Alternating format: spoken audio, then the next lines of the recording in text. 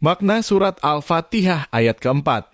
Bismillahirrahmanirrahim. Iyyaka na'budu wa iyyaka nasta'in. Artinya hanya kepadamulah kami beribadah dan hanya kepadamulah kami meminta pertolongan. Maknanya kami hanya menunjukkan ibadah dan isti'anah permintaan tolong kepadamu. Di dalam ayat ini objek kalimat yaitu ia akan diletakkan di depan. Padahal asalnya adalah nabuduka yang artinya kami menyembahmu. Dengan mendahulukan objek kalimat yang seharusnya di belakang menunjukkan adanya pembatasan dan penghususan. Artinya ibadah hanya boleh ditujukan kepada Allah. Tidak boleh menunjukkan ibadah kepada selainnya. Sehingga makna dari ayat ini adalah kami menyembahmu dan kami tidak menyembah selainmu. Kami meminta tolong kepadamu dan kami tidak meminta tolong kepada selainmu. Ibadah adalah segala sesuatu yang dicintai dan diridai oleh Allah. Ibadah bisa berupa perkataan maupun perbuatan. Ibadah itu ada yang tampak dan ada juga yang tersembunyi. Kecintaan dan ridha Allah terhadap sesuatu bisa dilihat dari perintah dan larangannya. Apabila Allah memerintahkan sesuatu maka sesuatu itu dicintai dan diridainya. Dan sebaliknya apabila Allah melarang sesuatu maka itu berarti Allah tidak cinta dan tidak ridha kepadanya.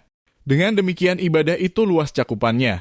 Di antara bentuk ibadah adalah doa, berkurban, bersedekah, meminta pertolongan atau perlindungan, dan lain sebagainya. Dari pengertian ini maka isti'anah atau meminta pertolongan juga termasuk cakupan dari istilah ibadah.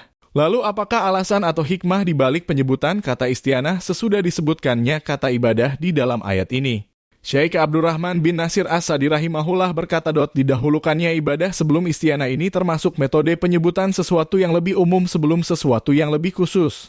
Dan juga dalam rangka lebih mengutamakan hak Allah Ta'ala di atas hak hambanya. Beliau pun berkata, mewujudkan ibadah dan isti'anah kepada Allah dengan benar itu merupakan sarana yang akan mengantarkan menuju kebahagiaan yang abadi. Dia adalah sarana menuju keselamatan dari segala bentuk kejelekan. Sehingga tidak ada jalan menuju keselamatan kecuali dengan perantara kedua hal ini. Dan ibadah hanya dianggap benar apabila bersumber dari Rasulullah Sallallahu Alaihi Wasallam dan ditujukan hanya untuk mengharapkan wajah Allah ikhlas. Dengan dua perkara inilah sesuatu bisa dinamakan ibadah. Sedangkan penyebutan kata isti'anah setelah kata ibadah padahal isti'anah itu juga bagian dari ibadah maka sebabnya adalah karena hamba begitu membutuhkan pertolongan dari Allah Ta'ala di dalam melaksanakan seluruh ibadahnya. Seandainya dia tidak mendapatkan pertolongan dari Allah maka keinginannya untuk melakukan perkara-perkara yang diperintahkan dan menjauhi hal-hal yang dilarang itu tentu tidak akan bisa tercapai. Taisir Karimir Rahman hal 39.